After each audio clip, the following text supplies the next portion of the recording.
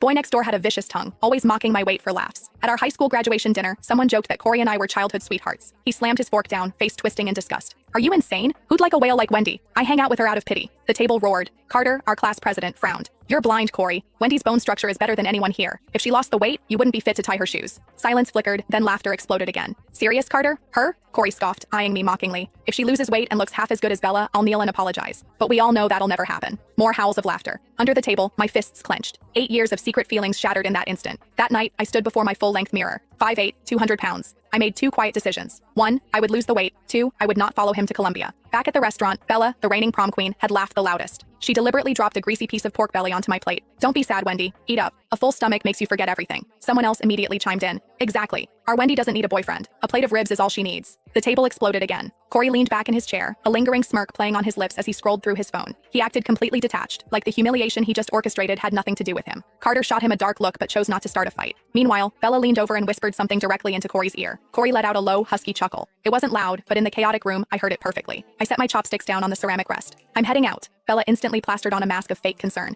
Wendy, please don't be mad. We were honestly just joking around. I ignored her completely. I grabbed my purse and walked toward the exit. As I passed Corey's chair, he didn't even bother to look up. He was too busy texting Bella. I stopped right beside him. Corey? He finally lifted his head, his eyes laced with heavy impatience. What? Every single word you said today. My voice was eerily quiet. One day, you are going to regret them. He raised an eyebrow, letting out a dismissive scoff. Me? Regret? I guarantee you I will never. I didn't stick around to hear the rest. I pushed the heavy restaurant doors open and walked out into the night. The street was suffocatingly quiet. My hands were shaking violently, but I refused to let a single tear fall. It wasn't that I didn't feel the pain. It was because it hurt so deeply that crying felt completely useless. My best friend Gemma chased after me, grabbing my wrist tightly. Wendy, I swear to God I will go back in there right now and dump a drink on his. Gemma. I cut her off, my voice raw and scraped hollow. Just walk with me. The amber streetlights stretched our shadows out across the pavement. We walked for a long time before I finally spoke again. He's right about one thing. I am 200 pounds. But he said I could never lose it. I am going to make him eat those words. Gemma bit her lip hard and didn't say a word. She just squeezed my hand tighter. When I finally got home, the house was completely dark. My parents were already asleep. I stood alone in the bathroom under the harsh fluorescent lights. I actually had a medium frame, but it was completely buried. My face was dangerously round, my jawline practically non-existent. But as I leaned closer to the glass, I saw the truth. My eye shape was striking. The bridge of my nose was naturally high, and there was a tiny, delicate beauty mark resting right beneath the outer corner of my eye. Carter's words echoed in my ears. If she ever lost the weight, you wouldn't even be fit to tie her shoelaces. Was it true? I didn't know. But tonight, my mind was set. First, I was dropping the weight. My goal was 115 pounds. Second, I unlocked my phone and logged straight into the university admission portal. My cursor hovered over Columbia University's Fine Arts program. I stared at those glowing letters for a long time. I picked that major 3 years ago solely to stay close to Corey. I spent countless sleepless nights perfecting my portfolio just to make sure we ended up in the same city.